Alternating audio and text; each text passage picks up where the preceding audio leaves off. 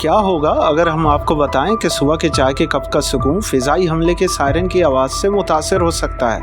یہ غزہ کی پٹی میں رہنے والے لوگوں کے لیے ایک حقیقت ہے جو بحیرہ روم کے مشرقی ساحل پر زمین کا ایک تنگ ٹکڑا ہے، ایک ایسی جگہ جہاں تنازع زندگی کا رستہ بن گیا ہے اور امن ایک دور دراز کے خواب کی طرح لگتا ہے۔ لیکن ہم اس مقام پر کیسے پہنچے؟ اس تنازع کو سمجھنے کے لیے 20ویں صدی کے آغاز سے شروع کرنا ہوگا۔ سال 1918 ہے اور عثمانی سلطنت کا ابھی خاتمہ ہوا ہے۔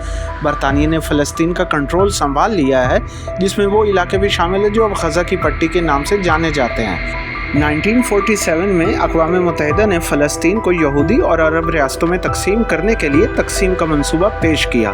عرب ریاستوں نے اس تجویز کو مسترد کر دیا، جس کے نتیجے میں 1948 میں جنگ شروع ہو گئی، جسے عرب اسرائیل جنگ کے نام سے جانا جاتا ہے۔ اسرائیل فاتح بن کر ابھرتا ہے اور ابتدائی طور پر تجویز کردہ سے زیادہ علاقے پر قبضہ کر لیتا ہے، لیکن غزہ مصر کے کنٹرول میں رہتا ہے۔ 1967 میں ایک اور جنگ چھڑتی ہے، 6 روزہ جنگ۔ اسرائیل نے غزہ کے ساتھ ساتھ مغربی کنارے، جزیرہ نما سینائی اور گولان کی پہاڑیوں پر بھی قبضہ کر لیا۔ یہ غزہ کی کہانی میں ایک اہم موڑ تھا، جو ایک طویل اور ہنگامہ خیز قبضے کا آغاز تھا۔ اگلی چند دہائیوں میں تناؤ بڑھتا اور گرتا ہے، جس میں نسبتاً سکون کے لمحات تشدد کی وجہ سے رکاوٹ بنتے ہیں۔ پہلی بغاوت 1987 میں شروع ہوئی، اس کے بعد سال 2000 میں دوسری۔ 2005 میں اسرائیل نے یک طرفہ طور پر غزہ سے دستبرداری اختیار کی، لیکن اپنی آزادی برقرار رکھی۔ یہ اپنی سرحدوں اور فضائی حدود اور ساحلی پٹی پر کنٹرول برقرار رکھتا ہے، جو کہ ایک طاقت کے خلا کی طرف اشارہ کرتی ہے، جسے کہ گروپ حماس نے 2007 میں پر کیا۔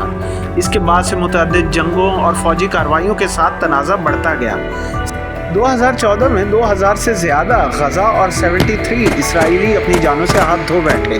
یہ ہمیں آج کے دور تک پہنچاتا ہے۔ غزہ میں رہنے کا مطلب ہے ناکہ بندی میں رہنا، بنیادی ضروریات جیسے پانی، بجلی اور طبی سامان تک محدود رسائی کے ساتھ۔ یہ بحران کا وقت ہے۔ اس کا مطلب یہ ہے کہ اگلے فضائی حملے، اگلی جنگ، اگلے نقصان کے خوف میں جینا۔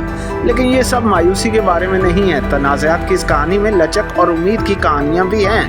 ان لوگوں کی کہانیاں جو ایک بہتر مستقبل کا خواب دیکھتے ہیں، جو اپنے حقوق کے لیے لڑتے ہیں اور جو ایک طویل عرصے سے جاری تنازع میں محض اعداد و شمار تک محدود ہونے سے انکار کرتے ہیں۔ تو ہم یہاں سے کہاں جائیں؟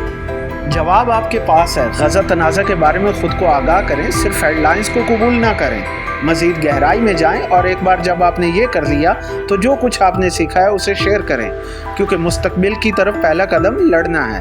کسی بھی تنازع کو حل کرنے کے لیے پہلا قدم اسے سمجھنا ہے۔ یاد رکھیں، تبدیلی راتوں رات نہیں آتی، یہ ایک سست عمل ہے، لیکن ہر آواز کا شمار ہوتا ہے۔ آپ کی آواز شمار ہوتی ہے تو اسے استعمال کریں۔